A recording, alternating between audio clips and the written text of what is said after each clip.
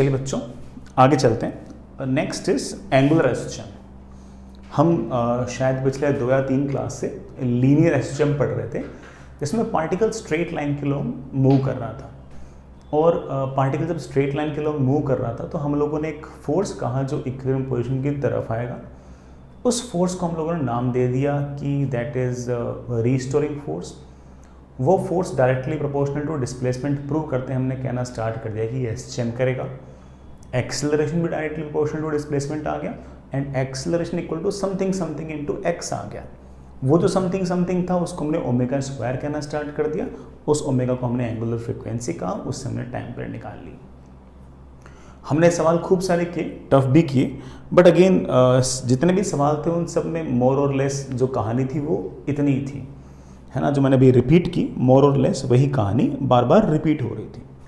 अब बात करते हैं कि अगर कोई पार्टिकल, कोई ऑब्जेक्ट, कोई सिस्टम एंगुलर एसएचएम करेगा। एंगुलर एसएचएम का मतलब बेटा किसी ऐसे आर्क पे इस तरह से मूव करेगा, तो उसके लिए क्या थ्योरी डेवलप कर सकते हैं, क्या बातें डेवलप कर सकते हैं, चलिए देखते हैं। सबसे पहली बात, मान लीजिए कि आपके पास कोई इस तरह का सिस्टम है जो ऐसे सर्कुलर आर्क पर मूव कर रहा हो। यहां कहीं एक ऐसी पोजीशन होगी जहां पर पार्टिकल पर लगने वाला जो टॉर्क होगा वो 0 होगा। अगर यहां से आप पार्टिकल को एंगल थीटा क्लॉकवाइज घुमा दोगे तो उस पर कोई ना कोई टॉर्क लगना चाहिए और वो टॉर्क उसको वापस से इक्विलिब्रियम पोजीशन पर लाने की कोशिश करना चाहिए। तो इसके लिए अगर एंगुलर डिस्प्लेसमेंट क्लॉकवाइज है तो आपका जो टॉर्क है it should B anti clockwise, और इस कारण से हम इस टॉर्क का नाम भी निकालेंगे, that is your restoring torque. क्या नाम निकालेंगे? रीस्टोरिंग टॉर्क, क्योंकि ये पार्टिकल की इक्विलिब्रियम पोजीशन को रीस्टोर करने की कोशिश करता है। Fair enough. जिस तरह से लीनियर एसएचएम के लिए force directly proportional to displacement था, उसी तरह से यहां पर ये जो आपका रीस्टोरिंग टॉर्क आ रहा है it should be directly proportional to theta, and the formula is something like torque is equals to minus c into theta.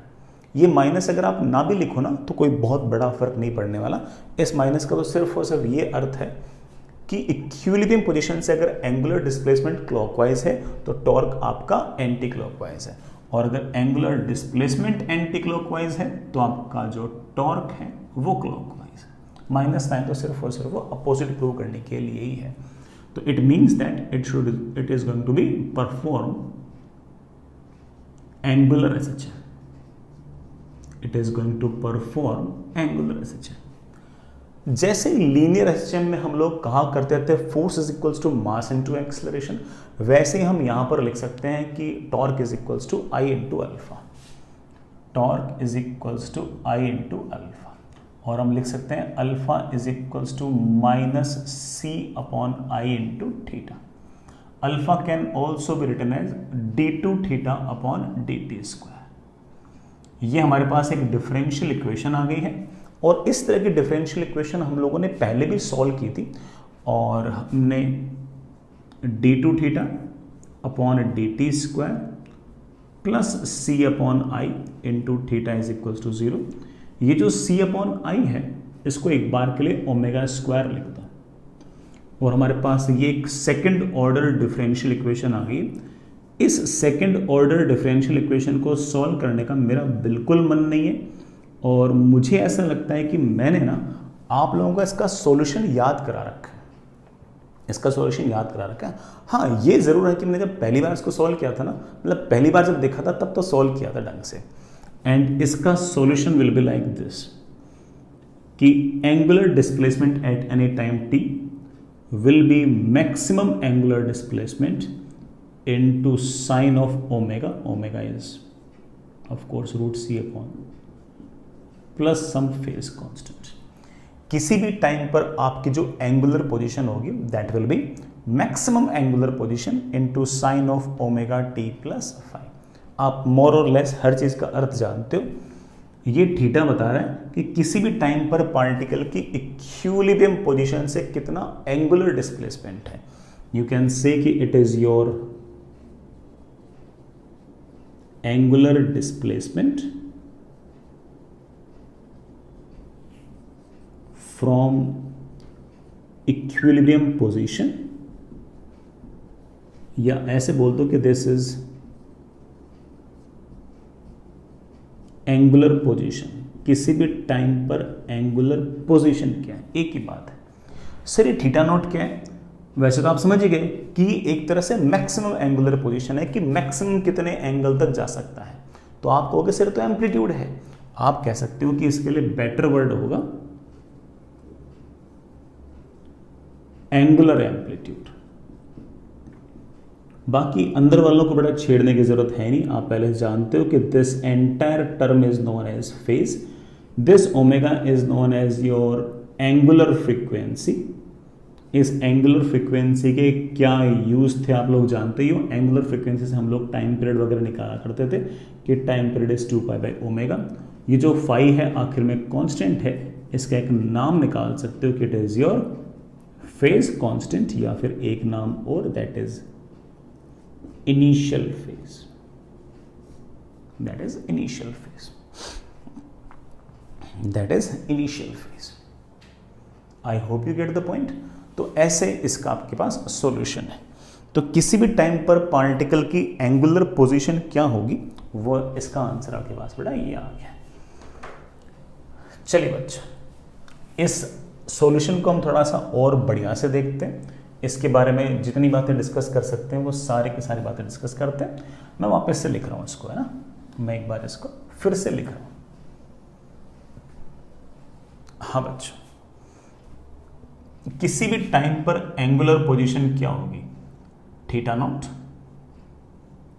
Sign omega t plus phi. This is your angular position. Sir मुझे angular velocity चाहिए। Angular velocity चाहिए तो angular position को differentiate कर दो with respect to time. तो आप कह सकते हो कि sir angular velocity is D theta upon D T. इतना डिफरेंशियल आता ही है, थीटा नॉट तो ठीक है। साइन समथिंग का डिफरेंशियल आएगा cos of omega t plus five. बेटा खत्म नहीं हुआ है। चेन रूल क्या कहता है कि पहले साइन को डिफरेंशिएट करो, फिर ओमेगा टी प्लस फाइव को डिफरेंशिएट करो। ओमेगा बाहर आ गया, टी का डिफरेंशियल टी के रेस्पेक्ट में 1, फाइव का आएगा 0, तो ओमेगा बच जाएगा। मैंने ओमेगा बाहर निकाल लिया। This is your angular velocity. इस एंगुलर वेलोसिटी को मैं इस साइन से रिप्रेजेंट कर रहा हूं, चलेगा ना। ये कैपिटल ओमेगा है। सर आज तक तो हम लोग एंगुलर वेलोसिटी को ऐसे रिप्रेजेंट करते थे, छोटे ओमेगा से। सर आज आप इसको कैपिटल ओमेगा से क्यों रिप्रेजेंट कर रहे हो? बेटा जो छोटा ओमेगा है ये हम लोगों ने एंगुलर फ्रीक्वेंसी के लिए यूज कर लिया, जो कि टाइम पीरियड निकालने में काम आती है। तो यार दो अलग अलग टर्म्स को सेम साइन से तो यूज कर नहीं सकते, तो मैंने एंगुलर वेलोसिटी को इस कैपिटल ओमेगा से रिप्रेजेंट कर दिया है। कई जगह बेटा इसको थीटा डैश भी लिखा हुआ देख सकते हो आप। थीटा डैश या थीटा प्राइम जैसे भी स्पेल करना चाहो कर सकते हो, आपकी मर्जी है, ठीक है। अब कोई मुझसे पूछ ले कि सर मैक्सिमम एंगुलर वेलोसिटी कितनी हो सकती है, मैं साइड में लिख दूं यहां, तो बड़ा एक बार इसको अपन और डिफरेंशिएट करेंगे बाद में। कोई हमसे पूछ ले कि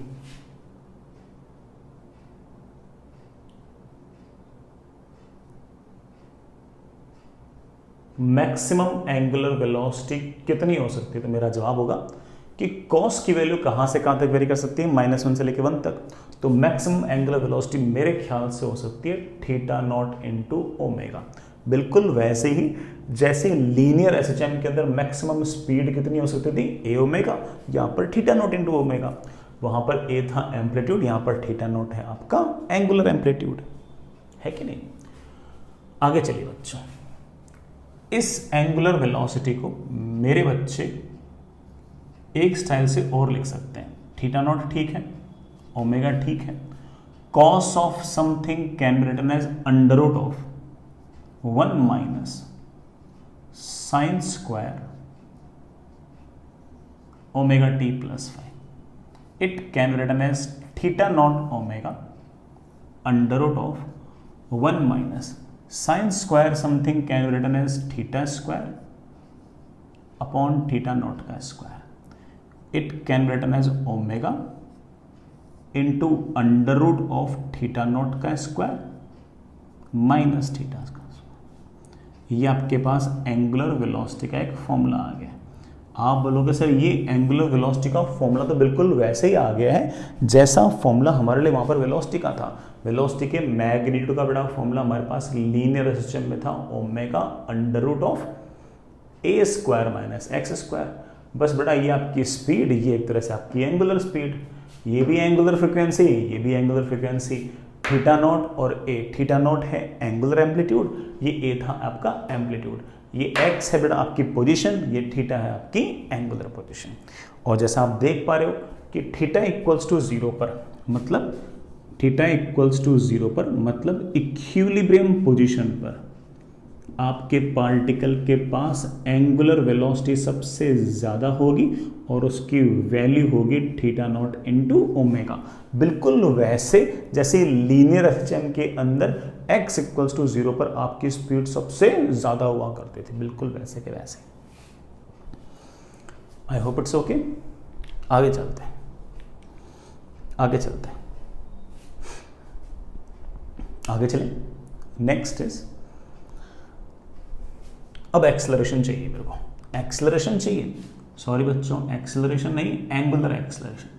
अगर एंगुलर एक्सेलरेशन चाहिए तो इसको एक बार डिफरेंशिएट और कर दो। बिल्कुल करता हूं डिफरेंशिएट, बिल्कुल करता हूं डिफरेंशिएट। थीटा नॉट बाहर, ओमेगा बाहर, कॉस का डिफरेंशियल आएगा minus sign omega t plus five, omega t plus five का डिफरेंशियल आएगा ओमेगा, तो ये आ गया हमारे पास एंगुलर एक्सेलरेशन की वैल्यू आ गई है ये। मैं आपसे पूछूं कि एंगुलर एक्सेलरेशन की मैक्सिमम वैल्यू कितनी है, तो आप बोलोगे सर ऐसे साइन समथिंग की वैल्यू -1 से लेके +1 तक वेरी करेगी, तो मैक्सिमम एंगुलर एक्सेलरेशन आएगा theta naught into omega square. वैसे अगर चाहो तो एंगुलर एक्सेलरेशन आप लिख सकते हो minus omega square into theta naught sine omega t plus five. Theta naught sine omega t plus five is your theta.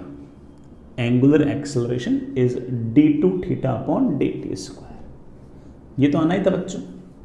हमने इसी इक्वेशन को तो 2 बार इंटीग्रेट करके ये निकाला था, तो इसको दो बार डिफरेंशिएट करेंगे तो ये आपके पास रिजल्ट आएगा। तो आप कह सकते हो कि मैक्सिमम एंगुलर डिस्प्लेसमेंट पर एंगुलर एक्सेलरेशन सबसे ज्यादा होगा और उसकी वैल्यू होगी omega square into theta naught. ये आपका मैक्सिमम एंगुलर एक्सेलरेशन है। तो कोई पार्टिकल अगर ऐसे एंगुलर एसएचएम कर रहा है, ठीक है बच्चों, और मान लीजिए कि आपके पास मैक्सिमम एंगुलर डिस्प्लेसमेंट है थीटा नॉट इक्विलिब्रियम पोजीशन से, तो इस पॉइंट पर आपका एंगुलर एक्सेलरेशन सबसे ज़्यादा होगा और उसकी वैल्यू होगी omega square into theta naught. इसी तरह से अगर इधर वाले एंगल थीटा नॉट पे आएगा तब भी आपके पास एंगुलर एक्सेलरेशन सबसे ज़्यादा होगा और इस एंगुलर एक्सेलरेशन की मैक्सिमम वैल्यू होगी omega square into theta naught. और आप जानते हो कि इक्विलिब्रियम पोजीशन पर तो आपका एंगुलर एक्सेलरेशन ऑफ कोर्स मेरे बच्चों कितना होगा, 0। ये तो बात है सर थ्योरी की है ना, थ्योरी वाली बातें।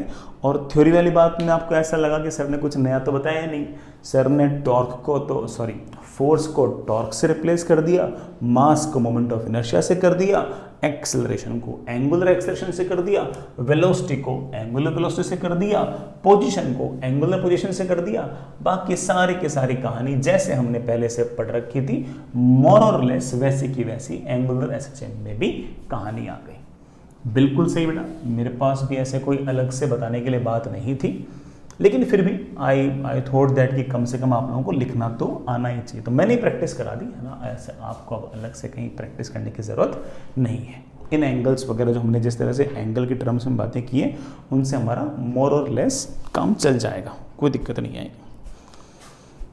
ठीक, सबसे पहला एग्जाम्पल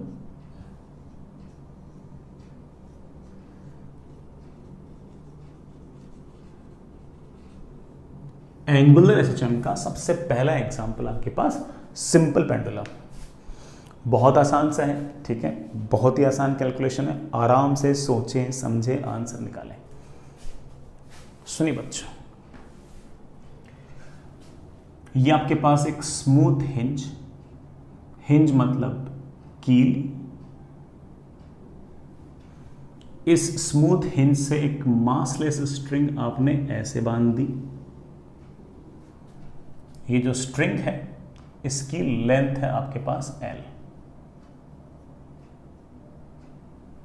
मासलेस स्ट्रिंग है, जितनी हल्की हो बेटा उतनी बढ़िया, ठीक है। मासलेस आइडियल स्ट्रिंग, इसके दूसरे सिरे पर आपने बड़ा एक ऐसे छोटा सा एक ऑब्जेक्ट बांध दिया, इसे हम बॉब कहेंगे। ये स्मॉल होना चाहिए और हाईली डेंस होना चाहिए, जितना ज़्यादा डेंस होना उतना बढ़िया। मैं कारण बता रहा हूँ बेटा, डेंस इसलिए कि मैं ये चाहता हूं कि कम से कम साइज रोककर इसका मास ज़्यादा से ज़्यादा हो, वॉल्यूम कम से कम हो और मास ज़्यादा से ज़्यादा हो। इसका अगर मास ज़्यादा होगा तो उसके सामने इस लाइट स्ट्रिंग को मासलेस मानना उतना ही आसान होगा, ठीक है। और साइज बड़ी इसलिए नहीं होनी चाहिए क्योंकि अगर साइज बड़ी हो गई तो अगर ये ऐसे, अगर मान लो एसएचएम ऑसिलेटरी मोशन कर भी रहा होगा तो एयर रेजिस्टेंस वगैरह आ जाएंगे। साइज जितनी बड़ी होगी एयर रेजिस्टेंस उतने ही ज़्यादा आएंगे।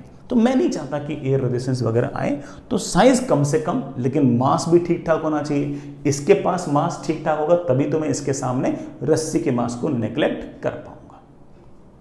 तो जितना डेंस हो उतना बढ़िया। ये आपका स्मूथ हिंज एनर्जी का कोई लॉस नहीं करेगा, कोई फ्रिक्शनल फोर्स वगैरह नहीं लगाएगा, कोई नॉन कंजर्वेटिव फोर्सेस नहीं लगाएगा। ये आपका smooth hinge. Fair enough. This arrangement is placed in vertical plane. इस सारे के सारे अरेंजमेंट को बेटा मैंने वर्टिकल प्लेन के अंदर रख दिया, and this arrangement is known as your simple pendulum. I hope you get the point. Smooth hinge, massless light string and a particle attached to the end known as bob. It should be highly dense. जितना dense हो उतना बढ़िया है। dense होने के पीछे क्या कारण है मैं आपको बता चुका हूँ। This system placed in vertical plane is known as your simple pendulum. ये बेटा हमारा simple pendulum है। Fair enough? अब इसका टाइम पीरियड वगैरह सब कुछ हम डिस्कस करते हैं आराम से। मैं एक अलग से डायग्राम बना लेता हूँ। ये आपके पास एक स्मूथ हिंज, ये वर्टिकल लाइन, आपने इस रस्सी को और बॉब को इस तरफ एंगुलर डिस्प्लेसमेंट दे दिया ऐसे यू क्लॉकवाइज टाइप, और ये बॉब यहां पर आ गया। इस बॉब पर कौन से फोर्सेस हैं? mg है ऐसे, ऑफ कोर्स टेंशन है ऐसे।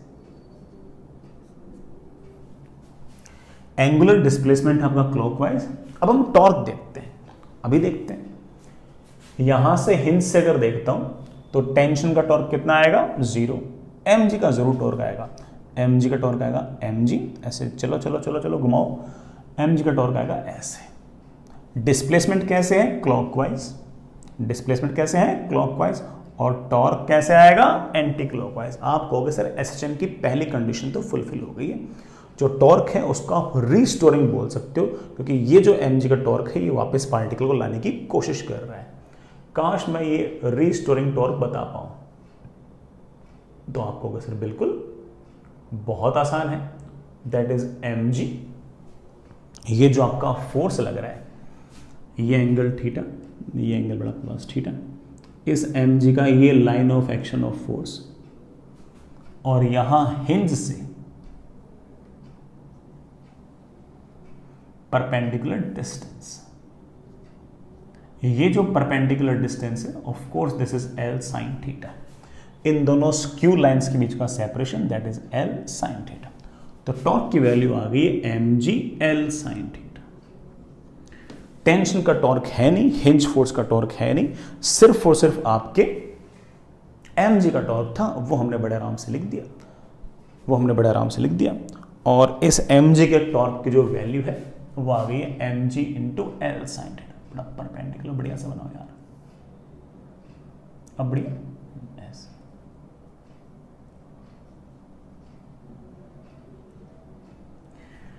ये आपका रिस्टोरिंग टॉर्क है। अब बच्चे बोलेंगे कि सर पहली कंडीशन तो फुलफिल हो गई कि आपका एंगुलर डिस्प्लेसमेंट अगर एंड क्लॉकवाइज तो आपका टॉर्क एंटी क्लॉकवाइज, लेकिन सर दूसरी कंडीशन देखिए टॉर्क जो है वो डायरेक्टली प्रोपोर्शनल टू थीटा होना चाहिए। सर यहाँ पर तो torque directly proportional to theta नहीं है, यहाँ पर तो बल्कि टॉर्क जो है वो directly proportional to sine theta है। बिल्कुल सही बात बेटा, बिल्कुल सही बात है।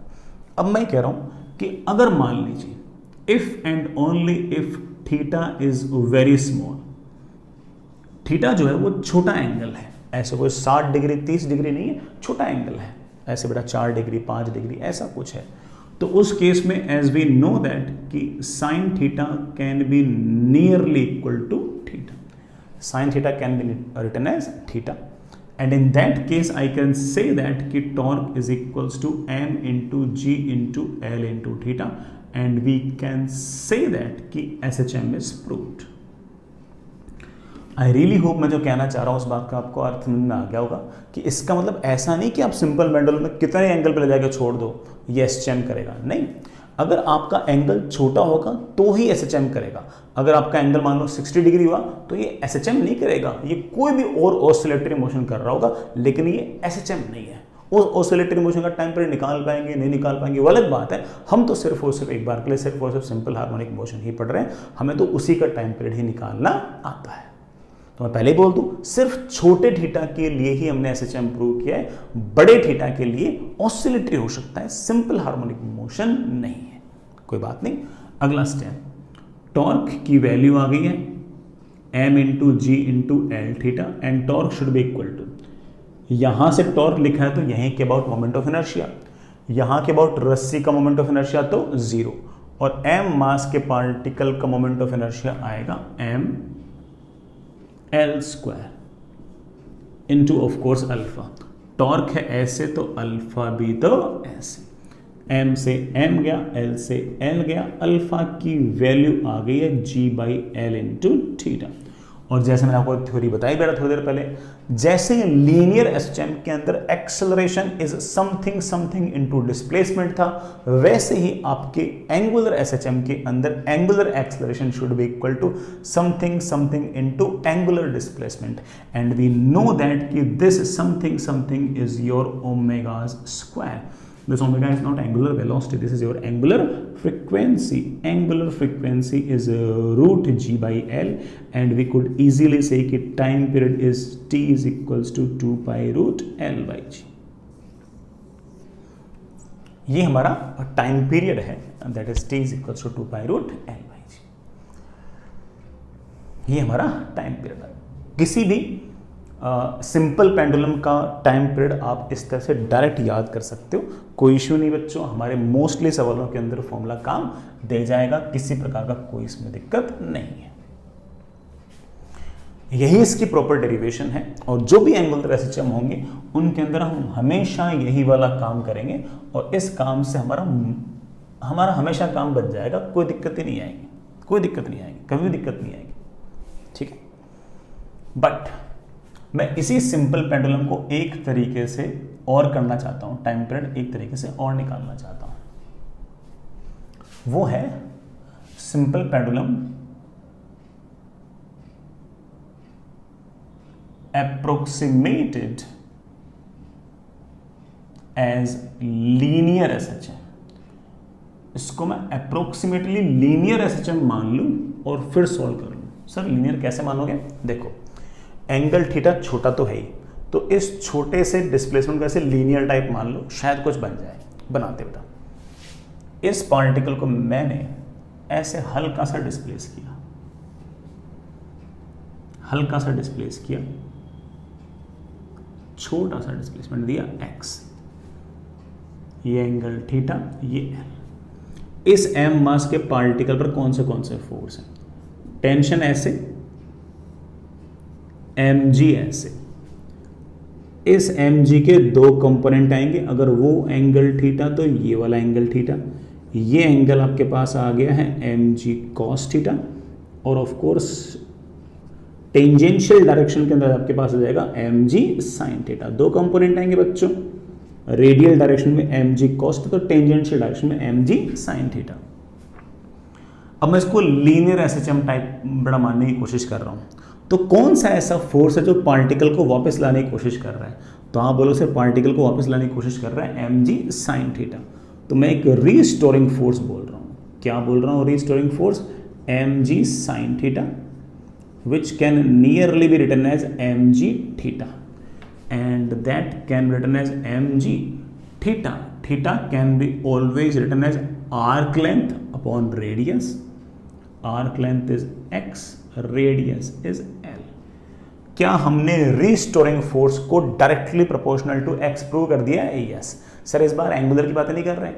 नहीं बेटा, मैंने कहा ना कि मैं इस सिंपल पेंडुलम के मोशन को भी लीनियर जैसा मानकर भी मैं इसको सॉल्व कर सकता हूँ। आंसर तो वही आएगा, मैं इसे लीनियर मान कर सकता हूँ। तो force directly proportional to x आ गया। This force must be equal to mass into acceleration. Acceleration की वैल्यू आपके पास आ गई है g/l into x. Angular acceleration is equal to something into theta आता है, और angular acceleration equal to something into acceleration equal to something into displacement आता है। This something is your omega का स्क्वायर। सेम आंसर आएगा, ये थोड़ी कि आंसर अलग आ जाएगा, आंसर तो वही आएगा ना। तो ये हमारा आंसर। तो जब भी आपके पास कोई सिंपल पेंडुलम दे रखा हो तो आप आराम से फॉर्मूला याद रखें और उस फॉर्मूले से बात बना लें, कोई दिक्कत नहीं आएगी, कोई दिक्कत नहीं आएगी। आगे चलते हैं बच्चे। नेक्स्ट इज एक छोटा सा सवाल कीजिए। ऐसे परसेंटेज का सवाल है, आप लोगों ने जो 9th-10th क्लास में परसेंटेज पढ़े थे ना, उसके बेसिस पे एक छोटा सा सवाल पूछता हूँ। और अगर ये वाला सवाल भी अगर आपने गलत किया है ना, तो मतलब फिर तो मतलब लानत है। परसेंटेज का सवाल पूछ रहा हूँ, वो भी कौन सा वाला जो मतलब 9th-10th क्लास में करते थे वैसा का वैसा, ठीक है। और अगर ये भी गलत कर रहे हो तो फिर तो है ना बहुत ही बुरी बात है, ठीक है। तो चलो एक सवाल करो। If length of simple pendulum increases by 21%, find percentage change in time period। अगर लेंथ को अगर मैं 21% बढ़ा दूं तो टाइम पीरियड पे क्या फर्क पड़ेगा? तो वेरी इजी, आपके पास कोई सिंपल पेंडुलम है, लेंथ है L, तो आप जानते हैं टाइम पीरियड कितना आएगा? टाइम पीरियड आएगा 2π√L/g। सबने ट्राई कर लेना, सबका आंसर आ गया होगा, ठीक है। ये आपके पास फिर से हिंज, इस बार लेंथ उतनी नहीं है, ज़्यादा है। कितनी ज़्यादा है? 21% ज़्यादा है। 21% ज़्यादा है, इसका मतलब पहले थी L, अब इसमें 21% ज़्यादा है। 21% ज़्यादा है, यही होती है 21%। 21/100 इंटू L, इतना ज़्यादा है। तो इसका मतलब नई वाली लेंथ मेरे पास है 1.21 टाइम्स L। तो नई वाली लेंथ है 1.21 टाइम्स L। तो नया वाला टाइम पीरियड क्या आएगा? नया वाला टाइम पीरियड आएगा T' is equals to 2π√1.21 times L/g। 1.21 का रूट हमें निकालना आता है यार, 1.1। तो आप कह सकते हो कि it is basically 1.1 into 2π√L/g। इस 2π√L/g को हम पहले से पहचानते हैं, ये तो आपका पुराना वाला टाइम पीरियड ही है। तो आप कह सकते हो कि नया वाला जो टाइम पीरियड है वो 1.1 टाइम्स पुराना वाला टाइम पीरियड है। ये जो नया वाला टाइम पीरियड है ये पुराने वाले टाइम पीरियड का 1.1 टाइम्स है। सवाल है कि what is percentage change in time period. बेटा परसेंटेज चेंज का फॉर्मूला बचपन से वही है, अभी चेंज नहीं है, वही है। और फॉर्मूला है final minus initial upon initial into 100। गलत तो नहीं किया होगा ना ये वाला सवाल, ठीक है। नया वाला टाइम पीरियड है 1.1 टाइम्स पुराना वाला टाइम पीरियड माइनस पुराना वाला टाइम पीरियड अपॉन पुराना वाला time period into 100। I think answer comes out to be 10%। तो इसका मतलब नया वाला जो टाइम पीरियड, जो नया वाला टाइम पीरियड है वो पुराने वाले टाइम पीरियड से 10% ज़्यादा है। ये आपका आ गया percentage change in time period. I am really hoping कि बेटा आप लोगों ने गलत नहीं किया होगा, है ना। और अगर गलत किया तो मैंने बेटा शुरुआत में बोल दिया, फिर तो मतलब पिटना चाहिए तुम लोगों को भयंकर तरीके से, है ना। चलिए आगे चलिए बच्चों। नेक्स्ट इज एक छोटा सा सवाल,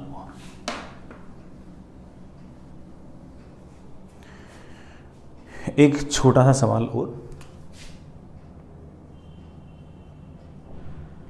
find percentage change in time period of simple pendulum. Find percentage change in time period of simple pendulum if length increases by 1%, length को मैं 1% बढ़ा दूं, एंड G डिक्रीजेस बाय 2% और G को मैं 2% घटा दूं, तो टाइम पीरियड में क्या चेंज आएगा। सोचते हैं बच्चों। सिंपल पेंडुलम का जो टाइम पीरियड है उसका फॉर्मूला बहुत ही सिंपल सा है, that is T is equals to 2π√L/G। अब इतना तो आप समझ ही गए हो कि लेंथ 1% बढ़ गई है और G 2% घट गई है। इसका मतलब नई वाली लेंथ आ गई है 1.01 टाइम्स ऑफ L और नई वाली G आ गई है 0.98 G। ठीक है बच्चों, बढ़िया। वैसे बड़ा सही तरीका तो यह है कि इसको डिवाइड करो, इसका रूट निकालो भाई। 1.01 को 0.98 से डिवाइड करो, फिर उसका रूट निकालो। लेकिन वो थोड़ा टफ हो जाएगा, वैल्यूज का बड़ा डिफरेंस बहुत ज़्यादा है नहीं, तो थोड़ा टफ हो जाएगा। कोई बच्चा अगर अच्छा हो क्या एक से मैं डिवाइड कर लूँगा, रूट निकालूंगा, बिल्कुल कर सकते हो, उससे तो आंसर सबसे ज़्यादा एक्यूरेट आएगा। 1.01 अपॉन 0.98 जो निकाला उसका रूट निकाल लो। लेकिन हम लोग है ना किसी और तरीके से करेंगे, चेंजेस बहुत छोटे हैं, शायद कोई और जुगाड़ लग जाए। मैं इसको लिख सकता हूं 2π√L/G root of 1.01 upon 0.98। It can be written as 2π√, बेटा इसको तो टी लिख दूं, पुराना वाला T, T dash is equals to T। 1.01 can be written as 1 plus 0.01, 0.981 minus 0.02 पूरे की पावर हाफ। ऐसे लिख सकते हैं इसको। मैं इसको ऐसे लिख सकता हूं T 1 प्लस 0.01 की पावर हाफ 1 माइनस 0.02 की पावर माइनस हाफ। अब यहां पर एक छोटा सा बाइनोमियल अप्रोक्सीमेशन है जो आप लोगों ने मैथमेटिक्स में पक्का पढ़ रखा होगा। वो ऐसे कहता है कि 1 plus x raise to power n को मैं 1 प्लस nx लिख सकता हूं अगर x की वैल्यू 1 के सामने बहुत छोटी है। तो of course 0.01 is very very small as compare to 1, तो मैं इसको लिख सकता हूं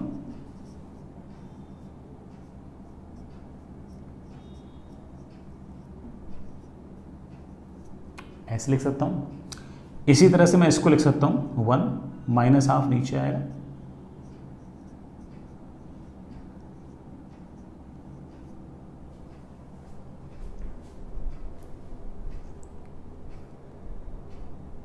ऐसे आएगा।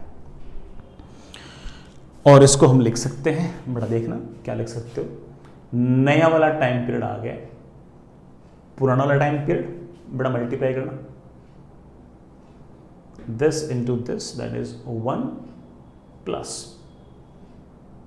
0.02 upon 2, this into बड़ा this कर दिया, this प्लस 0.01 अपॉन 2। इसको इससे मल्टीप्लाई करूंगा तो वैल्यू बहुत ही छोटी आएगी, यहां पर भी 0.01, यहां पर भी 0.002, तो बहुत छोटी आएगी। तो इन दोनों को मल्टीप्लाई करने की जरूरत नहीं है।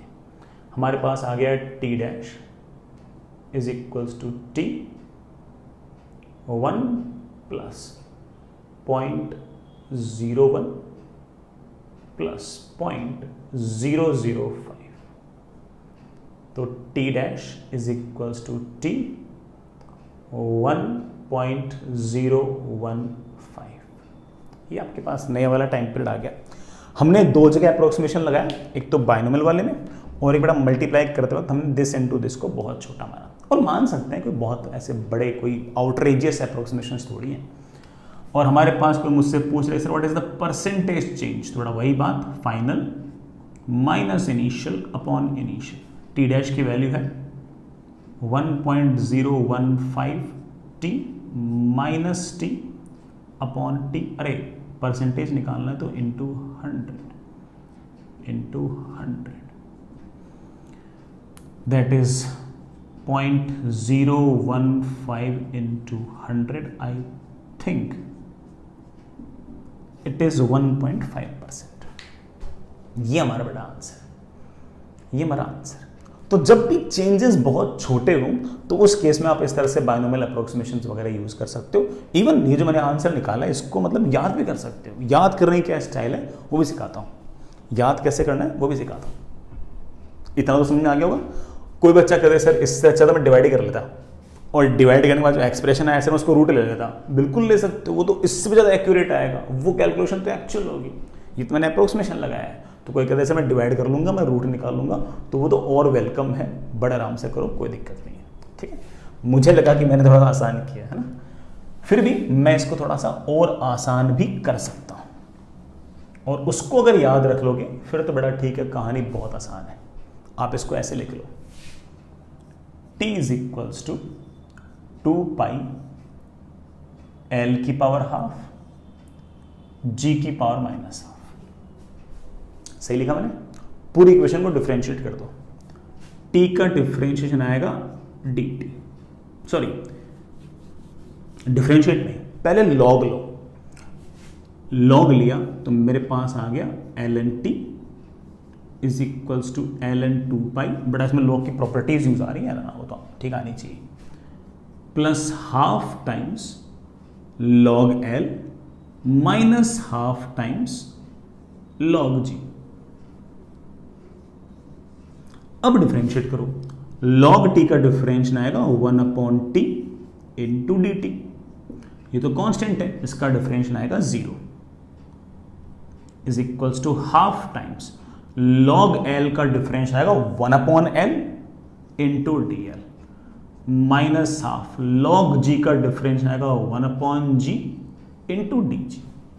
अब देखो dl है चेंज इन लेंथ, l है actual length. Change in length upon actual length हो गई एक तरह से फ्रैक्शनल चेंज इन लेंथ, और अगर मैं इसको 100 से मल्टीप्लाई कर दूं तो ये हो गई है percentage change in length. dg है चेंज इन g, g है actual g, change in g upon actual g आपका एक तरह से हो गया परसेंटेज चेंज इन g। अगर मैं इसको 100 से मल्टीप्लाई कर दूंगा तो ये मेरे पास आ गया परसेंटेज चेंज इन g। उधर 100 से मल्टीप्लाई कर दिया तो इधर भी 100 से मल्टीप्लाई कर दो, change in time period upon actual time period into 100, ये आ गया आपका percentage change in time period. जब भी परसेंटेज छोटे हों इस फॉर्मूले को लगाओ, आराम से आंसर आ जाएगा, चिंता ही नहीं है। और अगर ध्यान से देखो तो सिर्फ ये हाफ और माइनस हाफ नीचे आ गए, बिल्कुल बिल्कुल आराम से याद होने लायक भी है। लेकिन ये तभी लगा सकते हो बेटा जब परसेंटेज चेंज छोटे हो। ये डी जी कब लिख सकते हो? जब चेंज इन जी बहुत छोटा हो, अदरवाइज डी जी थोड़ी लिखते हैं, डेल्टा जी लिखते हैं। डी एल कब लिखते हो? डी एल तो तब लिखते हो जब बड़ा एल का चेंज बहुत छोटा हो। तो चेंजेस छोटे हो तो ये वाला फॉर्मूला बड़े आराम से काम दे जाएगा, आपको उतना सब करने की भी जरूरत नहीं है, ना ही कोई रूट वूट निकालने की जरूरत है। चेक करो आंसर आता नहीं आता। Half times percentage change in length, length is increased by 1% minus half times dg by g into 100 percentage change in g, बड़ा percentage change in g is -2%। Sir ये माइनस किस बात का? बेटा जी बड़ा नहीं है, घटा है, तो उसका डिफरेंशिएशन पॉजिटिव नहीं आना चाहिए, क्या आना चाहिए? नेगेटिव। नेगेटिव नेगेटिव क्या हो जाएगा? पॉजिटिव। तो ये आपका आ गया 0.5%, ये आपके पास आ गया 1%, ये कुल मिलाकर आंसर आ गया 1.5%। तो जब भी परसेंटेज चेंज छोटे हो इसे याद रखो और चिपका दिया करो उसको बड़े आराम से, कोई दिक्कत नहीं। लेकिन ऐसा नहीं कि परसेंटेज चेंज बड़े हुए और फिर भी ये चिपका दिया। परसेंटेज चेंज अगर बड़े हुए फिर बेटा हमने जो चीज़ें याद कर रखी हैं, जिस तरह से अपने बेसिक से कर रखा है उसी से बात बनेगी, इससे बात नहीं बनेगी। ठीक है, चलिए बच्चों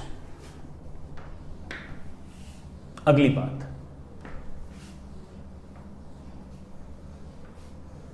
अगर मान लीजिए कि कभी बेटा g की वैल्यू g ना हुई, तो बेटा g की वैल्यू अगर g नहीं हुई तो हम g इफेक्टिव यूज कर लेंगे। सर कैसे? समझाता हूं यार, ना मैं समझा रहा हूं लेकिन आखिर में कराऊंगा याद ही। जैसे मान लीजिए कि आपके पास इस तरह से कोई लिफ्ट है, ठीक है, और ये आपका सिंपल पेंडुलम है, लेंथ है L, एक बालक अंदर बैठा है जो ग्राउंड पर, अच्छा हाँ, और ये जो लिफ्ट है इसका एक्सेलरेशन है ऊपर की तरफ a। अब मेरी बात सुनना, जो इंसान ग्राउंड पर है उसके लिए तो ये ऑसिलेटरी मोशन कर ही नहीं रहा, सिंपल हार्मोनिक मोशन कर ही नहीं रहा, उसको तो बल्कि ऐसा लग रहा है कि सर इसका मोशन ऐसे ऐसे यूं, क्योंकि ये ऐसे ऐसे भी कर रही है और लगातार ऊपर भी जा रही है। लेकिन इस इंसान के रेस्पेक्ट में इसका मोशन बड़ा क्या है? ऑसिलेटरी है, और ये यूं यूं ऑसिलेटरी मोशन करता रहेगा, ऐसे ऐसे ऑसिलेटरी मोशन लगातार करता रहेगा। सर उसका टाइम पीरियड बिल्कुल निकाल सकते हैं। मैं कहूंगा कि मैं ना इतना ज्यादा करने के मूड में नहीं हूं, मैं तो सिर्फ ये कहूंगा कि इस बालक के रेस्पेक्ट में इस पर फोर्सेस कौन से, तो आप बोलोगे सर नीचे की तरफ mg है, टेंशन ऐसे है, और ये बालक अपने आप में एक non inertial frame of reference है, तो इसका खुद का एक्सेलरेशन ऊपर की तरफ a है, इसलिए इस पर सूडो फोर्स नीचे है जिसकी वैल्यू आ गई है ma। तो जब आप टॉर्क लिखोगे ना तो ऑफ कोर्स अब mg का टॉर्क नहीं आएगा, mg+a का टॉर्क आएगा। तो जहां जहां g लिखा है वहां क्या आ जाएगा? g+a।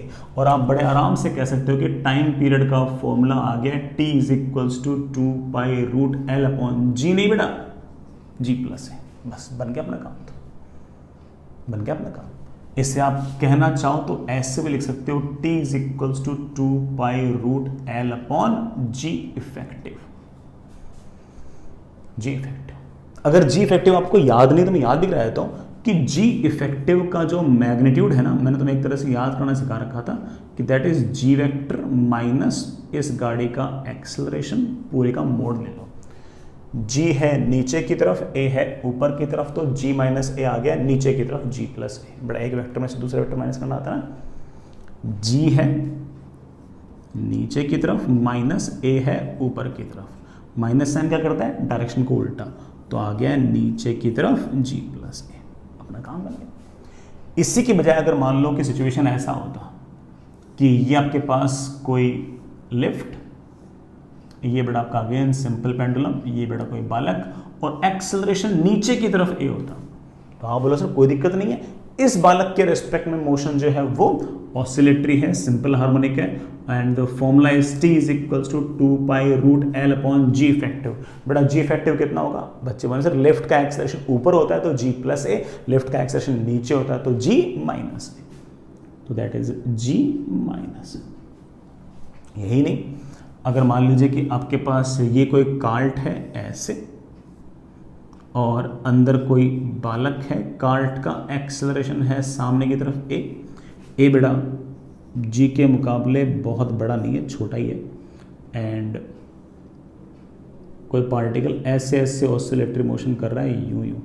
इसका टाइम पीरियड अगर निकालना चाहो तो that is t = 2π√L/g effective. g effective कैसे निकालोगे? g vector minus a vector, g vector है नीचे की तरफ, a वेक्टर है ऐसे, इस वेक्टर में से इस वेक्टर को माइनस करो, इस वेक्टर में से अगर इस वेक्टर को माइनस करना है तो जिस वेक्टर को माइनस करना है उसको उल्टा करके जोड़ दो, तो एक तरह से इस वेक्टर को और इस वेक्टर को जोड़ दो, इन दोनों का जो रिजल्टेंट आएगा वो ऐसे आएगा और उसकी वैल्यू आएगी root of g square plus a square. ये हमारा है g effective, you can write down it is root of g square plus a square. तो जैसे आपको पसंद हो बेटा, हर तरह से काम बन जाएगा। तो सिचुएशन ये हो, ये हो, ये हो, फॉर्मूला हर बार सेम है, that is T is equals to 2 pi root L upon G effective. और जी इफेक्टिव का मैग्नीट्यूड हमेशा कैसे निकाल सकते हो, vector ji minus vector A का मैग्नीट्यूड। और vector ji minus vector A का मैग्नीट्यूड निकालना कोई बहुत भारी टास्क नहीं है, एक वेक्टर में से दूसरा वेक्टर हम लोगों को माइनस करना आता है ना। ठीक है, चलिए बच्चों आगे चलते हैं। नेक्स्ट इज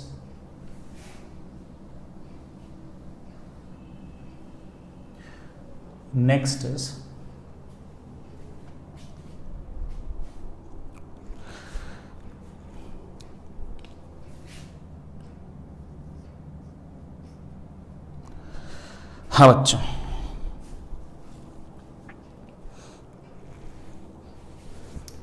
एग्जाम्पल नहीं है, ऐसे बेटा एक फॉर्मूला और निकाल रहा हूं, दैट इज लॉन्ग पेंडुलम।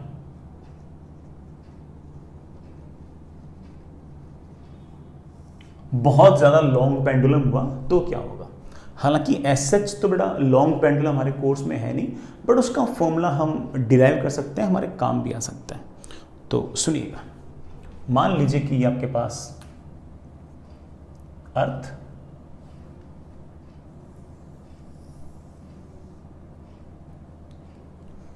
ये अपने पास, मान लीजिए कि आपके पास ये अर्थ का जो रेडियस है दैट इज कैपिटल आर। अर्थ का रेडियस बड़ा लगभग 6400 किलोमीटर के आसपास, ठीक है। यहां कहीं बड़ा कोई बहुत दूर ऐसे हिंज है। अब हाँ, इस तरह की फालतू बातें नहीं करनी कि सर वहाँ कहाँ टांग रखा है, वहाँ हिंज कहाँ लगाई है, ठीक है, बहुत ही थ्योरेटिकल सी बात है, ठीक है। ऐसे नहीं कहना सर वहाँ पर हिंज लगा के दिखाओ, है ना। तो बहुत दूर ऐसे हिंज है और यहाँ पर एक मासलेस स्ट्रिंग, और मासलेस स्ट्रिंग से ये एक छोटा सा m मास का पार्टिकल, ये n लेंथ की स्ट्रिंग, ठीक है। अब मैंने इसको हल्का सा इधर की तरफ डिस्प्लेस कर दिया, बड़ा बहुत थोड़ा सा डिस्प्लेस किया ऐसे,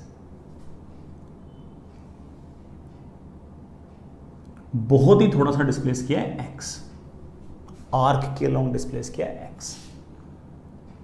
ये मान लेता हूं कि मेरे पास एंगल है थीटा,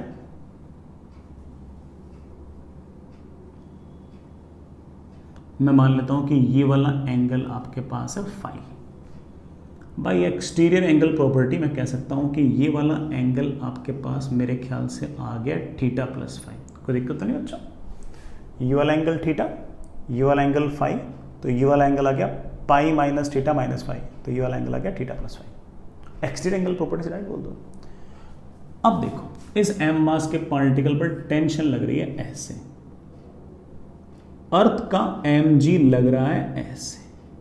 अब मैंने इसमें अप्रोक्सीमेशन बहुत ही क्लियर सा लिया है, और वो अप्रोक्सीमेशन ये है कि बहुत छोटे ऑसिलेशन है, यूनिक की बड़े ऑसिलेशन हो गए। अगर बड़े ऑसिलेशन हो गए तो हर जगह बेटा जी की वैल्यू सेम नहीं होगी, ये तो जी की वैल्यू कांस्टेंट है, सिर्फ और सिर्फ कब के लिए बोल सकते हैं, अर्थ की सरफेस के नजदीक वाले पॉइंट्स के लिए बोल सकते हैं। तो मैं तो पहले बोल दूं बेटा, मैं तो सिर्फ और सिर्फ छोटे डिस्प्लेसमेंट के लिए ही सवाल कर सकता हूं, मैं बड़े डिस्प्लेसमेंट के लिए सवाल नहीं कर सकता। तो मैंने भी बोल दिया बेटा, अगर ये यूं जा रहा होगा तो ऑफ कोर्स इसकी अर्थ से हाइट बहुत ज़्यादा हो जाएगी, और अगर अर्थ से हाइट अगर बहुत ज़्यादा हो जाएगी तो जी आपका चेंज हो जाएगा, फिर नहीं हो पाएगा मेरे से। अब इस mg के दो कंपोनेंट हैं, we know it very well कि mg के कौन से कंपोनेंट हैं। एक कंपोनेंट mg का आया ऐसे, that is mg cos theta plus phi. चलो ये तो टेंशन के साथ बैलेंस होने की कोशिश करेगा। ये रेडियल डायरेक्शन में आया तो एक जना आएगा टेंजेंशियल डायरेक्शन में आएगा, वो आएगा mg sine theta plus phi. मैं आपसे पूछूं कि इनमें से कौन सा फोर्स है जो पार्टिकल को वापस इक्विलिब्रियम पोजीशन में लाने की कोशिश कर रहा है, आप बोलोगे सर ये mg sin theta plus five, और जो फोर्स इसको वापस से लाने की कोशिश कर रहा है उसको तुम कह सकते हो कि this is your restoring force. ठीक है, this is your restoring force and the restoring force is mg sin theta plus five. Theta छोटा है, फाई छोटा है, थीटा प्लस फाई भी छोटा है, it can be written as mg theta plus phi. mg ठीक है, मैं अगेन बेटा एक अप्रोक्सीमेशन और लगाऊंगा। मैं थीटा को लिख सकता हूं arc length upon radius, arc length upon radius, तो x by L plus phi को मैं अगेन लिख सकता हूं arc length upon radius, arc length है x और ये रेडियस बेटा आपकी है r, ये तो बेटा 6400 किलोमीटर हमारे पास आ गया, that is mg 1 by L plus 1 by are into X. ये आ गया आपका रीस्टोरिंग फोर्स, और अगर restoring force directly proportional to displacement है, इसका मतलब हमने एसएचएम प्रूव कर दिया है। तो हमने प्रूव कर दिया है कि ये एसएचएम होगा। सर टाइम पीरियड निकाल लोगे? बिल्कुल निकाल लेंगे। Net force should be equal to mass into acceleration, mass से mass cancel, acceleration is g 1 by L plus 1 by are into x. Acceleration is equals to something into x, but this something is your omega का square. तो इस large pendulum का जो omega आएगा मेरे बच्चे, वो आएगा omega is equals to under root of 1 by L plus 1 by R. ये आपका ओमेगा है। समझ गए बच्चों इस बात को? अगर मान लो कल को कोई ये कह दे कि हमारे पास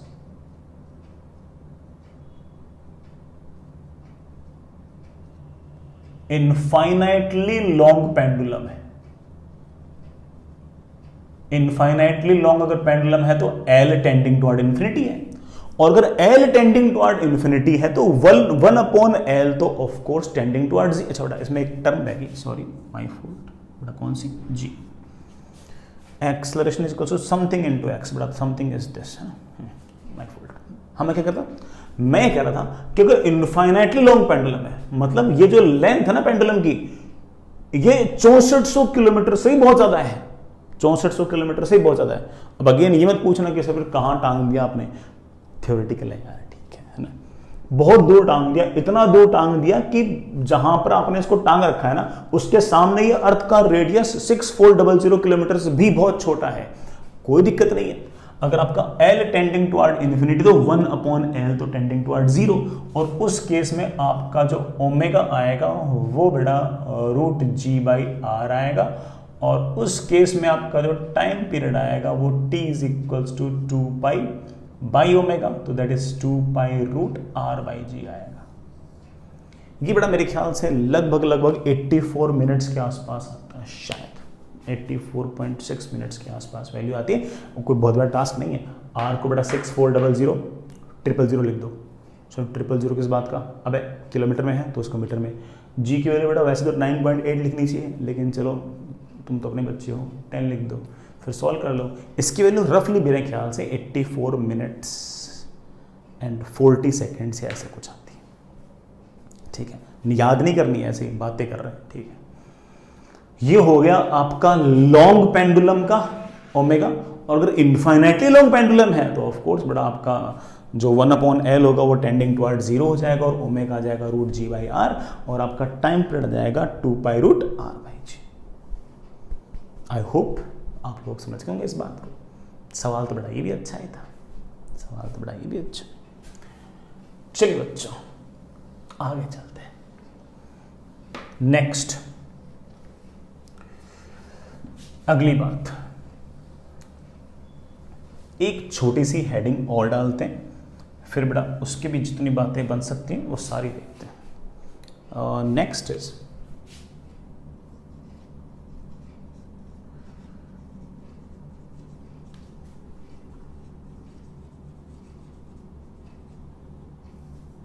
compound pendulum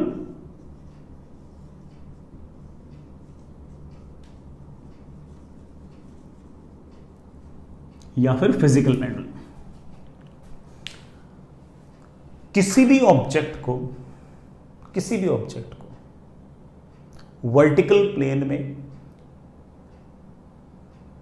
centre of mass के अलावा किसी भी एक्सिस के अबाउट हिंज कर दो, स्मूथ हिंज कर दो, तो that arrangement is known as your physical pendulum या कंपाउंड पेंडुलम। जैसे कि ये पेन, इस पेन को यहां से गुजरते हुए एक्सिस के अबाउट यू रख दो, हिंज कर दो, स्मूथ हिंज होनी चाहिए, इसको फिर इन जगह छोड़ दो, इट विल, अगर ये हिंज आपकी स्मूथ हुई, it will perform oscillatory motion like this.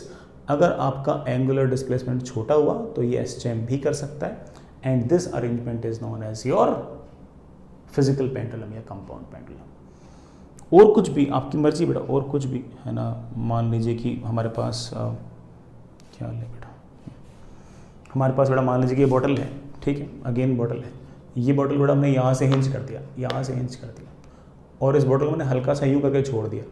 अगर ये इस हिंज के अबाउट यूँ ऑसिलेटरी मोशन कर रही है, यूँ ऑसिलेटरी मोशन, अगर एंगल थीटा छोटा हुआ तो ये सिंपल हार्मोनिक मोशन कर रही है, और again this is known as your physical pendulum या फिर कंपाउंड पेंडुलम।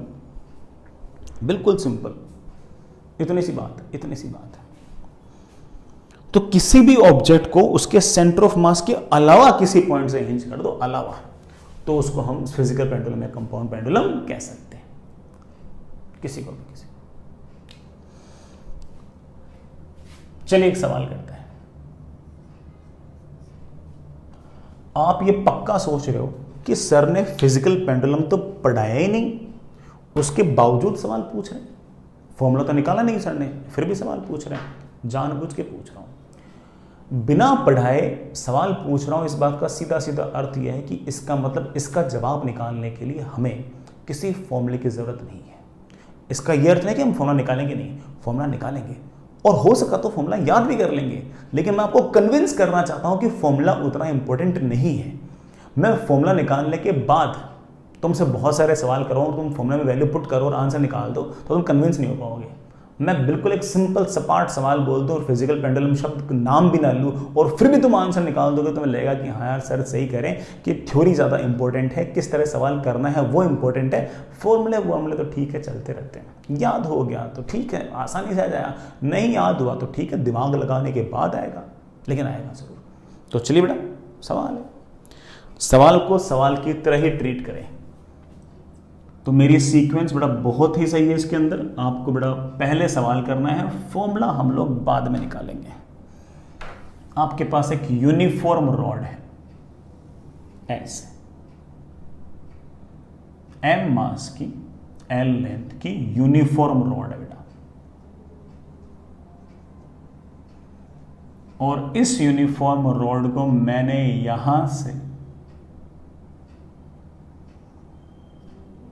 ऐसे हिंज कर दिया।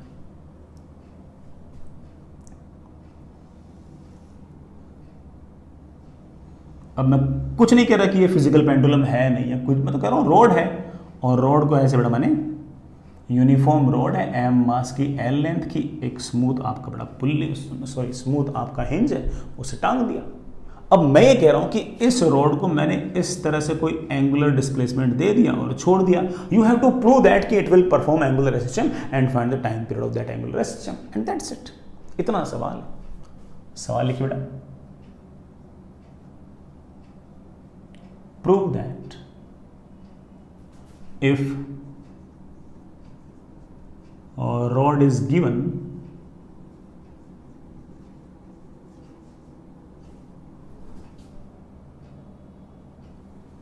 small angular displacement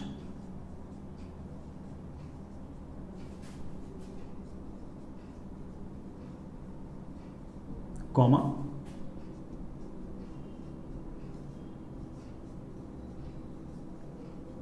it will perform angular SHM, also find time period of SHM SHM का टाइम पीरियड भी निकालें। बड़ा करिए, खुद ही करिए। मुझे ऐसा लगता है कि इस सवाल को करने के लिए मैंने आपको सारी बातें बता रखी। यू आर वेल इक्विप्ड कि आपसे ये वाला सवाल बन जाए, है कि नहीं बच्चों? तो आपसे सवाल बनना चाहिए। भले ही मैंने कोई फॉर्मूला वॉर्मूला ना निकाला हो, लेकिन कोई बात नहीं, मुझे नहीं लगता है किसी फॉर्मूले की ज़रूरत है। फॉर्मूला याद कर लेंगे तो आसान तो हो जाएगा, लेकिन फिर भी मुझे ऐसा लगता है कि फॉर्मूले की ज़रूरत नहीं है, हमारा दिमाग काफ़ी है, कर लेंगे। तो वही कहानी बेटा, एंगुलर एसएचएम प्रूव करना है तो इस रॉड को एंगुलर डिस्प्लेसमेंट दो। चलो, मैंने छोटा सा एंगुलर डिस्प्लेसमेंट दे दिया ऐसे, थीटा। इस रोड पर कौन से फोर्स हैं? एक तो हिंज फोर्स है, एक एमजी है। इतनी बड़ी रोड है तो हर जगह DMG DMG DMG DMG DMG DMG DMG DMG ऐसे लग रहा होगा। मेरे बच्चे बोले सर आपने प्रूव कर रखा है आरबीटी चैप्टर के अंदर कि है ना, हम सारे के सारे एमजीओ कहां पर लगता मान सकते हैं? सेंटर ऑफ मास। इतनी बड़ी रोड पर हमने एमजी लगता हुआ मान लिया सेंटर ऑफ मास पे।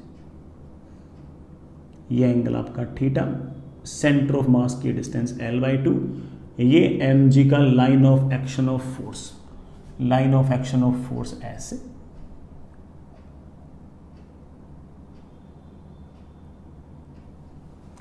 काश मैं टॉर्क बता पाऊं। बच्चे बोलेंगे सर हिंज से, हिंज फोर्स का टॉर्क तो 0 आएगा, सिर्फ mg का टॉर्क आएगा। चेक करो, डिस्प्लेसमेंट है एंटी क्लॉकवाइज और mg का टॉर्क है क्लॉकवाइज। एसएचएम की पहली कंडीशन तो फुलफिल। टॉर्क है कितना? टॉर्क है mg मल्टीप्लाइड बाय इस हिंज और इस एक्सिस, इन दोनों स्क्यू लाइंस के बीच का सेपरेशन। ये सेपरेशन कितना बेटा? मेरे ख्याल से l/2 साइन थीटा। तो मेरे पास टॉर्क की वैल्यू आ गई है mg into l/2 sine theta. Sir angular SHM होने के लिए तो टॉर्क को डायरेक्टली प्रोपोर्शनल टू थीटा होना चाहिए। सर यहां पर तो torque directly proportional to sine theta है। जरूर सवाल में कोई ना कोई हिंट छुपा होगा। हाँ बिल्कुल छुपा है। Small angular displacement, small angular displacement मतलब थीटा बहुत छोटा है, और अगर थीटा बहुत छोटा है this torque can be written as m into ji into l/2 into theta. बेटा सवाल का पहला पार्ट हो गया है। एंगुलर एसएचएम जो है वो प्रूव करना था, तो आप कह सकते हो कि एसएचएम प्रूव्ड। सर मुझे तो टाइम पीरियड भी निकालना है। जिस तरह से लीनियर एसएचएम में हम लोग फोर्स को directly proportional to X prove करने के बाद मास इनटू एक्सेलरेशन लिखते थे, वैसे ही यहां पर हम torque is equals to I alpha लिखेंगे। सर आई कहां से लिखूं? अरे भाई जहां से टॉर्क लिखा है वहीं से आई लिख दो। यहां के अबाउट रॉड का मोमेंट ऑफ इनर्शिया होगा ml²/3, ये I into alpha should be equal to mg l/2 into theta. m से m, l से l, गायब अल्फा की वैल्यू आ गई है 3g/2l into theta. Alpha is equals to something theta, but this something will be your omega's square. तो हमारे पास एंगुलर फ्रीक्वेंसी की वैल्यू आ गई, बड़ा कितनी आ गई? और √3g/2l। या फिर बेटा टाइम पीरियड निकालना, तो time period is always 2π/ω, that is 2π√2l/3g। ये हमारा टाइम पीरियड है। तो इस सवाल को करने के लिए सिर्फ बेसिक बातें आनी चाहिए थी। बेसिक बातें हमें आती थी, हम बड़े आराम से इस तरह का सवाल निपटा सकते हैं, कोई परेशानी नहीं। आई hope you get the point. चलिए बच्चों, अब एक बार हम लोग है ना इस कंपाउंड पेंडुलम की थ्योरी भी डेवलप कर ही लेते हैं। काम आएगी बच्चे, काम आएगी। तो हम इसकी थ्योरी भी डेवलप कर रहे हैं, सुनिएगा।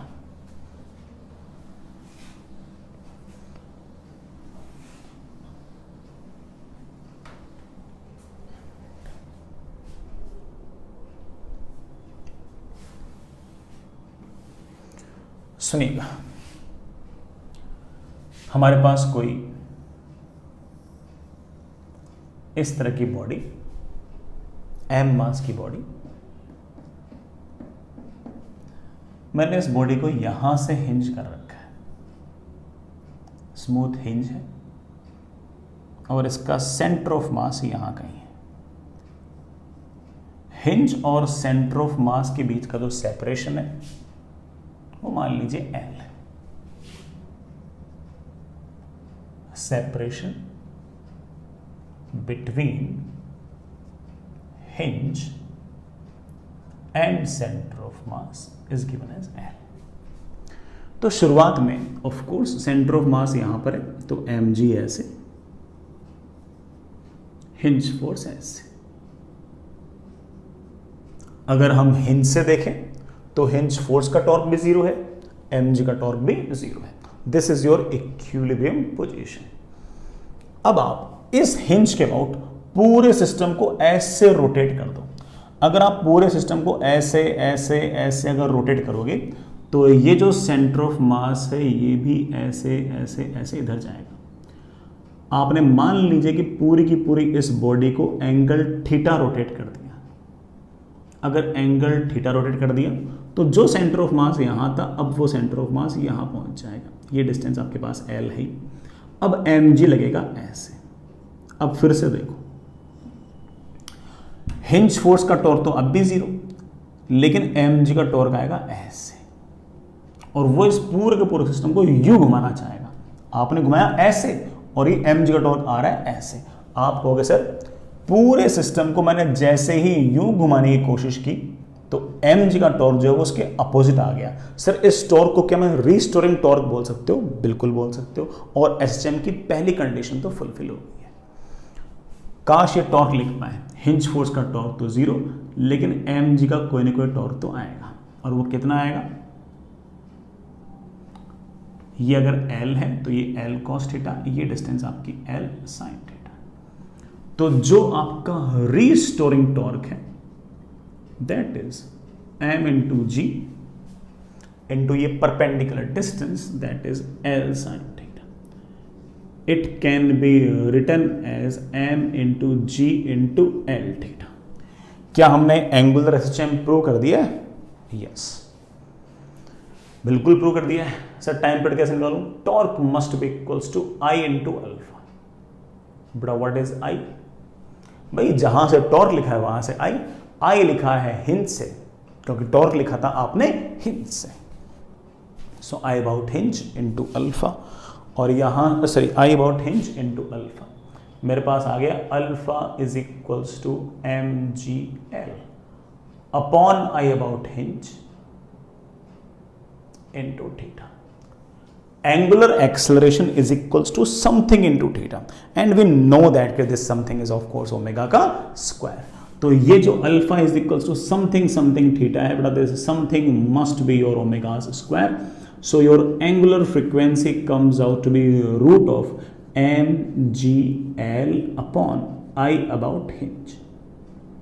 एक बार बोलना, सबका मतलब बोलना। m क्या है? Mass of the body.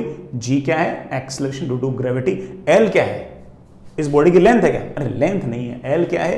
Hinge और सेंटर ऑफ मास के बीच का सेपरेशन। साइड में लिखा भी है, अरे मिट गया, वापिस ले लेते हैं। l क्या है? हिंज और सेंटर ऑफ मास के बीच का सेपरेशन। ये i हिंज क्या है? Moment of inertia about hinge. बड़े आराम से काम बनेगा। सर मुझे टाइम पीरियड चाहिए, बड़ा time period is of course 2 pi by omega.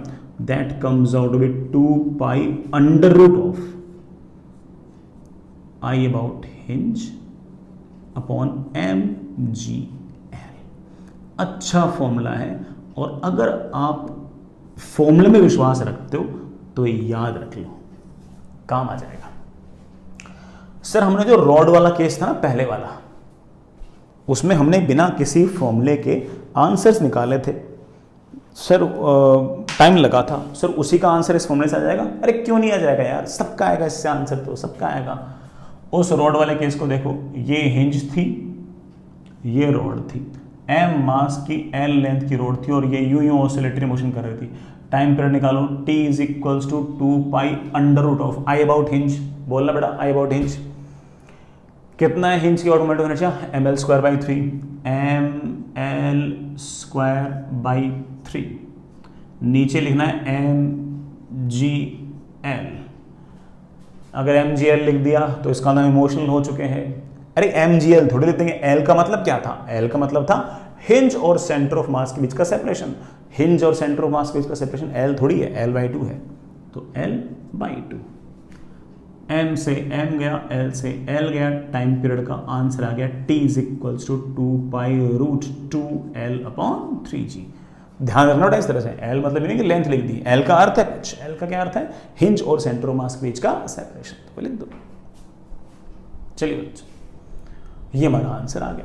तो किसी भी शेप साइज ज्योमेट्री की कोई बॉडी क्यों ना हो, हम बड़े आराम से इस तरह से उसे फिजिकल पेंडुलम बोल सकते हैं और हम उसका इस तरह से टाइम पीरियड भी निकाल सकते हैं। कोई बहुत बड़ा टास्क नहीं है, नहीं है, नहीं है, ठीक है।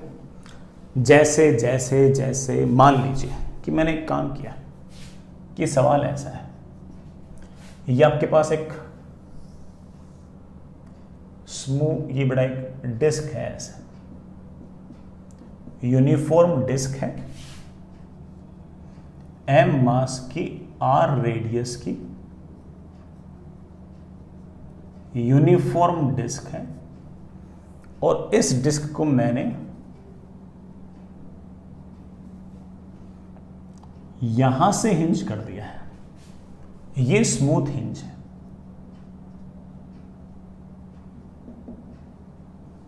और ये ऐसे वर्टिकल प्लेन में पड़ी है। इस हिंज के बाद डिस्क जो है वो यूं यूं यूं यूं ऑसिलेटरी मोशन कर रही है, उसका टाइम पीरियड निकालना है, निकाल लो यार। चाहो तो पूरा सॉल्व कर सकते हो कि सर ये सेंटर इधर जाएगा, फिर उसका टॉर्क आएगा, वही आंसर आएगा। और आप कह सकते हो कि sir time period is 2π√of I about hinge. यहां के अबाउट I था mr²/2, तो यहां के अबाउट है 3/2 mr², तो लिख दो I about hinge is 3/2 mr², m into ji into l, l मतलब हिंज और सेंटर ऑफ मास के बीच का सेपरेशन। हमारे पास टाइम पीरियड का आंसर आ गया, t is equals to 2π√3r/2g, ये आंसर आ गया। तो हम बड़े आराम से इस तरह की बातें सोच सकते हैं, कोई इतना बहुत बड़ा टास्क है नहीं यार, है ना, बहुत बड़ा टास्क है नहीं, हम बड़े आराम से इस तरह की चीजें निपटा सकते हैं। फिर भी मैं थ्योरी के अंदर इक्का दुक्का बात और बताऊंगा यार, ना ऐसे ही है ना, मतलब थोड़ी सी छोटी सी बात और है जो मुझे इंटरेस्टिंग लगती है ना, और आपको भी लगेगी, आपको भी लगेगी, ठीक। सुनो, जैसे ये कोई बॉडी है, इसका सेंटर ऑफ मास यहां कहीं है, ठीक है, और मैंने क्या किया कि इसको यहां कहीं हिंज कर दिया। हिंज तो कहीं भी कर दो, मेरी मर्जी है, यहां हिंज कर दो, यहां हिंज कर दो, यहां हिंज कर दो, यहां हिंज कर दो, यहां हिंज कर दो, यहां हिंज कर दो, यहां, मेरी मर्जी है, एल तो मेरी मर्जी है ना। अलग अलग एक्सिस के बाद टाइम पीरियड अलग अलग आएगा। टाइम पीरियड का फॉर्मूला क्या था, टाइम पीरियड का फॉर्मूला था t is equals to 2π√of I about hinge upon m into ji into L, यही था। मैं इसको लिख सकता हूं 2π√of I about hinge can always be written as I about centre of mass plus ml², parallel axis theorem. तो आप कह सकते हो कि sir that is I about centre of mass plus mk² upon mgl, that is 2π√of mgl। तो ठीक है बेटा, जो सेंटर ऑफ मास के बाद मोमेंट ऑफ इनर्शिया है ना, मैं उसको ऐसे लिख रहा हूं mk², k is your radius of gyration, बड़ा याद है ना, रेडियस ऑफ जायरेशन, बड़ा कोई वैल्यू होगी। मान लो जैसे डिस्क वाला केस था, तो उस केस में k की वैल्यू r/√2 आती है, रिंग वाले केस में r आती है, वगैरह वगैरह, आपको याद ही है। कुल मिलाकर बड़ा ये रेडियस ऑफ जायरेशन है, प्लस यहां पर आपके पास I about centre mass plus ml², मैंने गलत लिख दिया बेटा। अब ठीक है, m से m कैंसिल हो गया और टाइम पीरियड का फॉर्मूला आ गया t is equals to 2π√of k² by l plus l upon g। ये टाइम पीरियड का एक और फॉर्मूला है। मैं ये नहीं कह रहा कि this formula is better than this, of course this is the best formula, इसे याद रखना कितना आसान है, ये तो कुछ बात बताने के लिए बता रहा हूं। ये टाइम पीरियड का फॉर्मूला है और ये के क्या है, सेंटर ऑफ मास के अबाउट जो मोमेंट ऑफ इनर्शिया है उसको लिख दो mk², वो के है। सेंटर ऑफ मास के अबाउट जो भी मोमेंट ऑफ इनर्शिया है उसको लिख दो mk², के आपका रेडियस ऑफ जायरेशन है। सर ऐसे क्यों लिखा? ऐसा इसलिए लिखा कि मैं आपको एक बात बताना चाह रहा हूं कि अगर आपने सेंटर ऑफ मास के बिल्कुल नजदीक हिंज किया तो आपका L जो है वो टेंडिंग टुवर्ड जीरो हो जाएगा। जैसे ही आपका L टेंडिंग टुवर्ड जीरो हो जाएगा तो ये टर्म तो निपट गई, लेकिन ये टर्म आपकी इनफाइनाइट आ जाएगी। इसका मतलब आपका टाइम पीरियड इनफाइनाइट होगा। इसका मतलब बिल्कुल सेंटर ऑफ मास के नजदीक अगर आपने हिंज किया है तो टाइम पीरियड बहुत बहुत बहुत बड़ा आएगा। ठीक है, अगर मैंने बहुत दूर हिंज किया, बड़ा बहुत दूर बड़ा बाहर भी कर सकते हो हिंज में, ऐसे हिंज बड़ा बाहर भी कर सकते हो, किसी मासलेस बॉडी से इसको टांग दो बाहर, बड़ा किसी मैंने किसी बहुत दूर किसी पॉइंट से मैंने इसको हिंज कर दिया और बीच में ऐसे कोई मासलेस रॉड लगा दो, तो थ्योरेटिकली मैंने L को इनफाइनाइट रख दिया। L को अगर इनफाइनाइट रख दूंगा तो ये वाली टर्म तो हो जाएगी जीरो, लेकिन ये टर्म इनफाइनाइट होगी, तो इसका मतलब आपका टाइम पीरियड फिर से इनफाइनाइट हो गया। तो इसका मतलब मैं कहां पर हिंज कर रहा हूं उससे हमारा टाइम पीरियड अलग अलग आता है। और अगर किसी ने मुझसे ये टाइम पीरियड वर्सेस L अगर कर्व पूछा तो हम कह सकते हैं कि अगर L बहुत छोटा है तो टाइम पीरियड इनफाइनाइट है, अगर आपका L बहुत बड़ा है तब भी आपका टाइम पीरियड इनफाइनाइट है। इसका मतलब पहले टाइम पीरियड घटा होगा फिर टाइम पीरियड बढ़ा होगा। सर ऐसा क्यों नहीं चलो कि बढ़ाओ फिर घटाओ? अबे इनफाइनाइट क्या कहा जाएगा, फाइनाइट ही होगा ना भाई, टाइम पीरियड करने के बाद तो फाइनाइट भी होता ही है, तो पहले भी इनफाइनाइट है बाद में भी इनफाइनाइट है, तो पहले इनफाइनाइट से फाइनाइट होगा और फिर वापस से फाइनाइट से इनफाइनाइट होगा। ये थोड़ी कि इनफाइनाइट से इनफाइनाइट हो जाएगा फिर वापस इनफाइनाइट हो जाएगा, हमेशा इनफाइनाइट थोड़ी रहेगा। तो बीच में आपके पास ऐसा कोई अरेंजमेंट है जब टाइम पीरियड की वैल्यू लीस्ट है, सबसे कम है। सर मैं कहां पर हिंज करूं कि टाइम पीरियड सबसे लीस्ट आए? तो मुझे अगर टाइम पीरियड की वैल्यू अगर कम से कम चाहिए तो 2 पाई को छेड़ने की जरूरत ही नहीं है, कांस्टेंट है। जी को छेड़ने की जरूरत ही नहीं है, इसको छेड़ने की जरूरत है। तो मैंने एक फंक्शन बना लिया L का, L मतलब सेंटर ऑफ मास और हिंज के बीच का सेपरेशन, और वो फंक्शन है k² L की पावर -1 प्लस L। मुझे इस फंक्शन को मिनिमाइज करना है। फंक्शन को अगर मिनिमाइज करना है तो उसको डिफरेंशिएट करके इक्वल टू 0 कर दो, तो कर दो डिफरेंशिएट, देखो जरा क्या होता है। मैंने किया इसको differentiate, -1 k² upon L² plus L का डिफरेंशियल L के रेस्पेक्ट में 1, और मेरे पास आ गया L is equals to K। मतलब सेंटर ऑफ मास से अगर मैं रेडियस ऑफ जायरेशन डिस्टेंस दूर पर अगर हिंज करता हूं तो आपका टाइम पीरियड सबसे लीस्ट आता है। तो जब L की वैल्यू K के बराबर होगी तब आपका टाइम पीरियड मिनिमम आएगा, और वो जो मिनिमम टाइम पीरियड आएगा, बेटा एक बार L को K रखना, तो K प्लस K आपके पास टाइम पीरियड आएगा T is equals to 2 pi under root of 2K by g.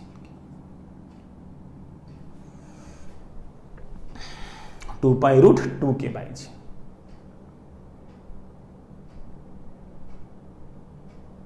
ये आपका मिनिमम टाइम पीरियड है।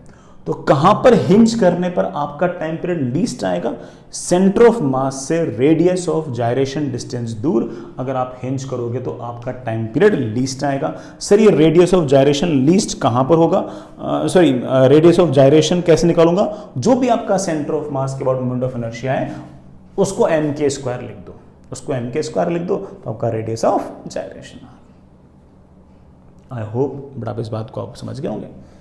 तो ये एक अच्छा पॉइंट है, मिनिमम टाइम पीरियड चाहिए तो आप उसको रेडियस ऑफ जायरेशन डिस्टेंस दूर पर आप उसको हिंज कर दीजिए। तो ये है हमारा एक तरह से फिजिकल पेंडुलम या फिर कंपाउंड पेंडुलम। तो जब भी कोई फिजिकल पेंडुलम, कंपाउंड पेंडुलम की बात करें तो आप बड़े आराम से इस तरह से सारी की सारी बातें मैनेज कर सकते हैं। ठीक है, जैसे मैं आपसे एक सवाल पूछ लूं, जैसे बच्चों मैं आपसे एक सवाल पूछ लूं कि आपके पास एक डिस्क है, ऐसे वर्टिकल प्लेन में यूं डिस्क है, और मैं चाहता हूं बेटा ये डिस्क ऐसे ऐसे ऑसिलेटरी मोशन करे। ये आपका सेंटर ऑफ मास है, एम मास है, आर रेडियस है, यूनिफॉर्म डिस्क है। मैं इसको यहां से भी हिंज कर सकता हूं, यहां से भी कर सकता हूं, यहां से भी कर सकता हूं, यहां से भी कर सकता हूं, यहां से भी कर सकता हूं, यहां कहां से हिंज करूं कि टाइम पीरियड लीस्ट आए।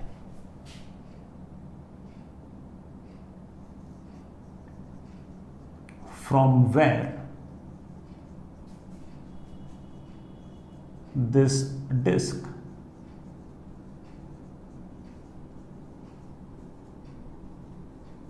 should be hinged so that time period of its oscillation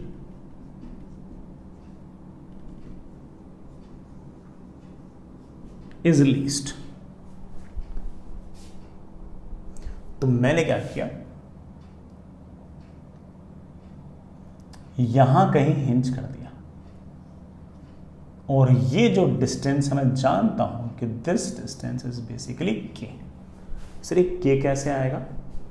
जो भी सेंटर ऑफ मास के अबाउट मोमेंट ऑफ इनर्शिया है, it can written as M K square, K is your radius of gyration. Centre of mass के about मेरे बच्चे जानते हैं कि मोमेंट ऑफ इनर्शिया है M R square by 2, and it should be equal to M K square. M से M cancel, K की value आ गई है आर बाई रूट। इसका मतलब सेंटर से आर बाई रूट 2 डिस्टेंस दूर ऐसे हिंज कर दो। अच्छा वो टाइम पीरियड कितना होगा भाई? टाइम पीरियड का फॉर्मूला मेरे बच्चों को पता है, ये t is equals to 2 pi root I about hinge upon m into ji into L. भाई फॉर्मूला तो यही है, लगा दो, देखो क्या आता है, 2 pi under root of I about hinge. अभी देखता हूं, यहां के अबाउट मोमेंट ऑफ इनर्शिया है M R square by 2 plus m r by root 2 का होल स्क्वायर, तो m are square by 2 plus m are square, ऊपर तो कितना आ गया m are square upon m into ji into l. L क्या है? हिंज और सेंटर ऑफ मास के बीच का सेपरेशन। तो आप बोलोगे sir this is r by root 2, m से एम गया, आर से आर गया, और टाइम पीरियड का फॉर्मूला आ गया t is equals to 2 pi under root of 2 r by g. ये हमारा आंसर आ गया। बच्चा कह सकता है सर डायरेक्ट लिख सकते हैं क्या? हाँ बेटा, ये जो टाइम पीरियड आया है ये तो मिनिमम टाइम पीरियड है। इस मिनिमम टाइम पीरियड को तो हम लोगों ने एक स्टाइल से और याद किया था, t is equals to 2 pi under root of 2 times radius of gyration. Radius of gyration is of course r by root 2 upon g. वही आंसर आपका वापस आता है, वही आंसर आपका वापस आता है। तो आई होप आपको बड़ा मिनिमम टाइम पीरियड वाला फंडा समझ में आ गया होगा, और हम बड़े आराम से इस बात को समझ सकते हैं, कोई इतना बहुत बड़ा टास्क नहीं है। ठीक है, चलिए बच्चों आगे चलिए। नेक्स्ट इज, हाँ बेटा, सेक्शन सी तो मैं दे चुका था आपको। एसएचएम की जो आपकी इसेंशियल शीट है, एक्स्ट्रा एच तो कब करनी है, जब ये निपट जाए चैप्टर उसकी बात कर लिया करो। इसेंशियल शीट में एक्सरसाइज 1 पार्ट 1 पार्ट 2, ठीक है बेटा। सेक्शन डी निपटाओ, सेक्शन डी निपटाओ।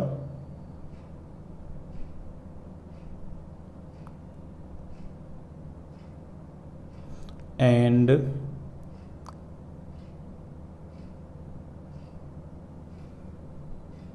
ठीक है, एक्सरसाइज 1 के पार्ट 1 में सेक्शन ई भी कर लेना बेटा, उसमें ऐसे 1-2 सवाल है कंपाउंड पेंडुलम के, तो वो कर लेना, ठीक है। एक्सरसाइज 2 में आओ, उसके पार्ट 1 में आप बेटा क्वेश्चन नंबर 1 करें, ठीक है।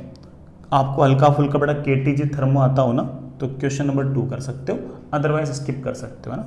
ये बड़ा गलती से एक ऐसा सवाल आ गया जिसमें केटीजी थर्मो भी है, ऐसे सवाल जब केटीजी थर्मो की शीट आएगी उसमें भी आएंगे, ठीक है। तो आपकी मर्जी है, आपको आता हो तो कर देना, otherwise you can skip it, ठीक है, कोई दिक्कत नहीं। This question number 3, question number 4, question number 5, question number 6,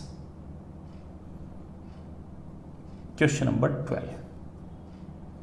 बेटा इसके बाद पार्ट 2 के अंदर आप क्वेश्चन नंबर 1, 2, 3 कर लें, ठीक है बच्चों। एक्सरसाइज 3 के अंदर आप बेटा क्वेश्चन नंबर 9 छोड़ दें,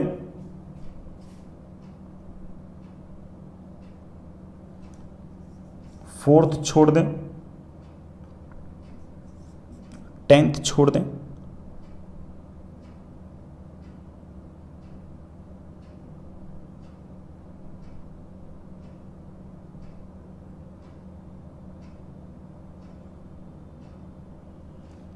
ट्वेंटी 22 छोड़ दें,